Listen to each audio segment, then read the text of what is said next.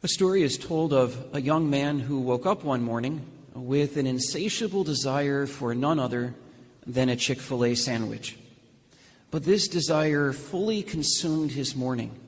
Even once he arrived at work, that's all he could think about was sinking his teeth into that delicious, crispy chicken sandwich.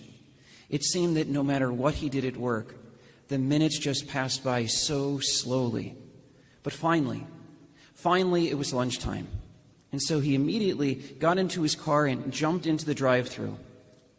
And finally, he heard those words that he had longed to hear all morning. "What would you like to order?" The words could not come out of his mouth fast enough. "I would like 2 chicken sandwiches." But the response that he heard astonished him, or more pointedly, infuriated him. The response was, "I'm sorry, we don't have any chicken sandwiches." He said, "How is this possible? It's just lunchtime. How did you run out of chicken sandwiches already? How could you at Chick-fil-A run out this early?" To which the voice said, "Sir, this is Dunkin' Donuts, not Chick-fil-A." I think the moral of the story is it's not enough for us to simply know what we want, but to make certain that we know that we're looking in the right place. And that is certainly true, I think, in today's gospel. You see, we live in a world where, as human beings, there are very few things that everyone agrees on anymore.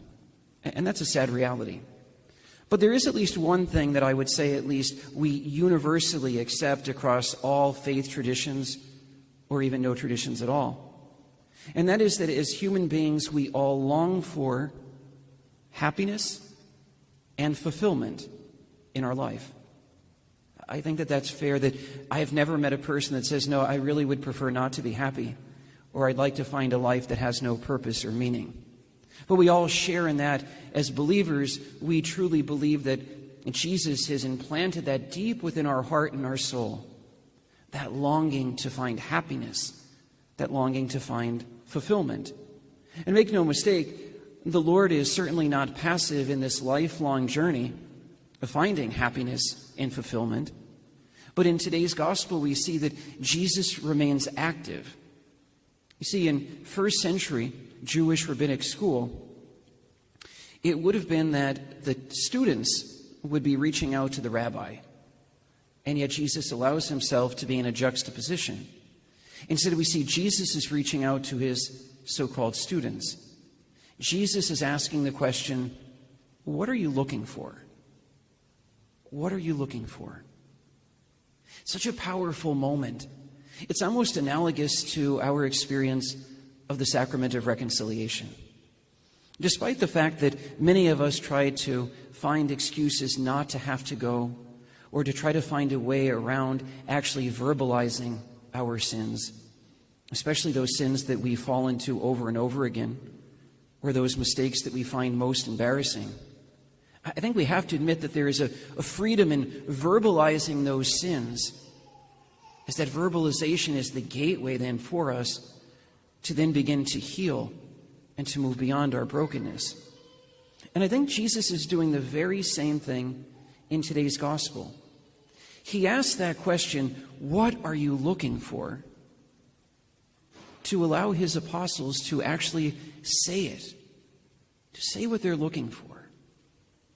And so I think the same is for us. What are we looking for? We are looking for happiness. We are looking for fulfillment.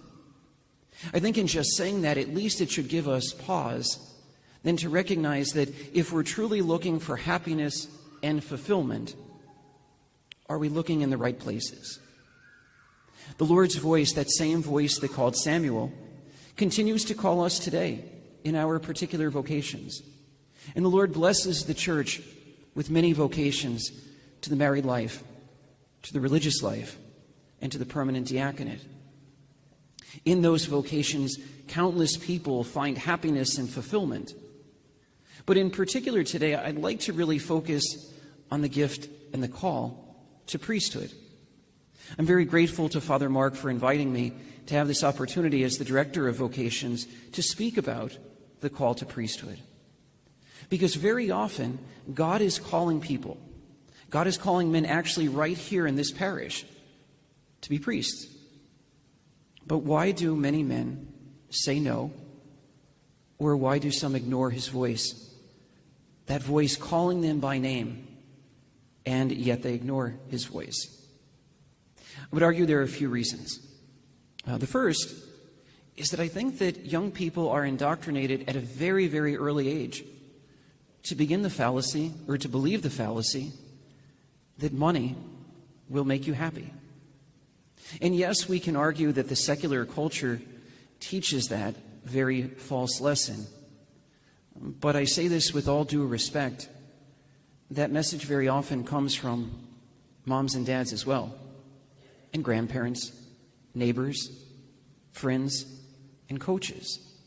But it's said in a nuanced way. It's, well, Father, I want my son to have a job where he'll earn a lot of money because I want him to have a life that's better than mine.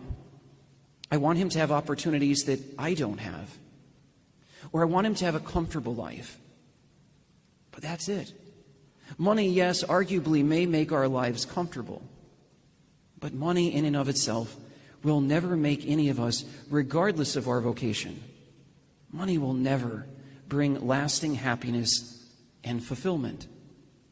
The second reason I think that many are not able to hear the voice of God, or more importantly, respond, is because many young men believe that priesthood is a very lonely life. And ironically, those who offer that commentary on priesthood are not priests themselves. But if I'm being 100% honest, as priests, we certainly bear responsibility as well. As I look back on my own life as a priest, and I think about the number of times that I spoke about how happy I am as a priest, it really pales in comparison, before I became vocation director, pales in comparison to the number of times that I should have.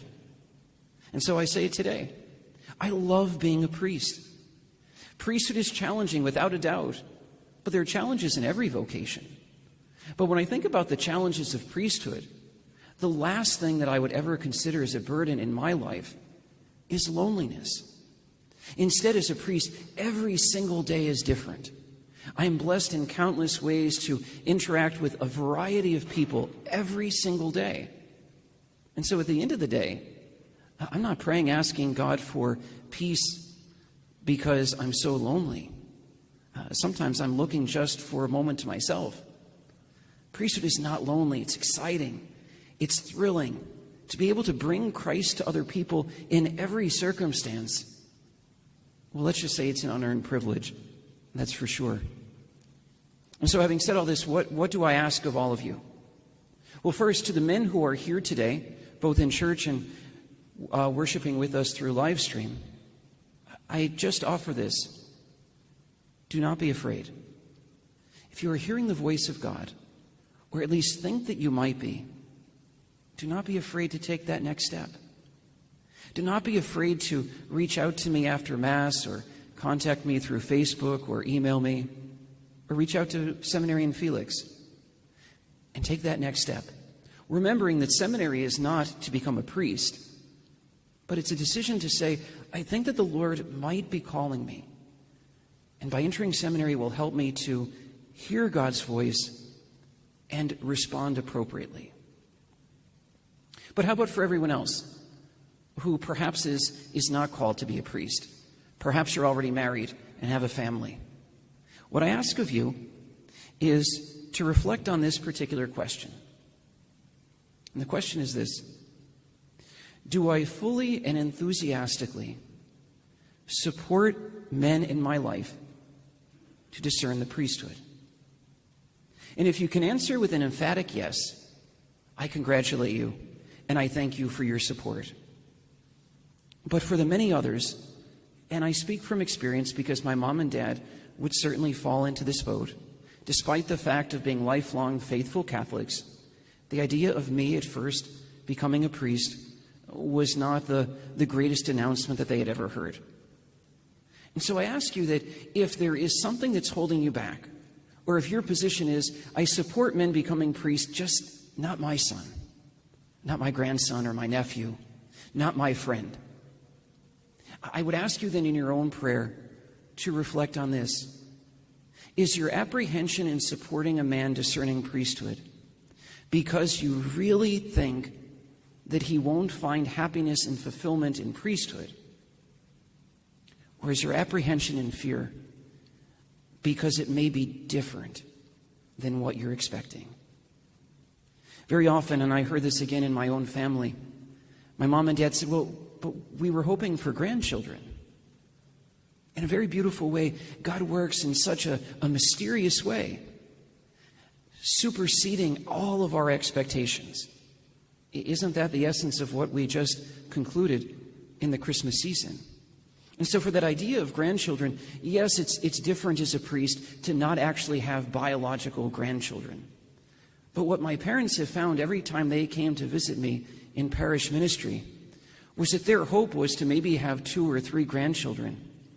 But what they found is they had hundreds, not biological grandchildren, but my connections as a priest with countless parish families afforded them the opportunity that when they came to my parish, they were like rock stars.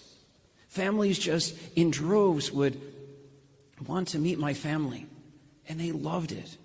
They got to meet so many different people. And I think today they would say that while they were afraid to support me in becoming a priest, they're glad that I made that decision. And in no way are they disappointed in their own expectations for what my life would bring for theirs. And so as a parent or grandparent, a friend or a neighbor, I urge you to please ask the Lord to give you that strength, to trust Him, that even if you're afraid, that you will allow Him to lead. You will allow His voice and not our own to guide these men who God is calling to be a priest.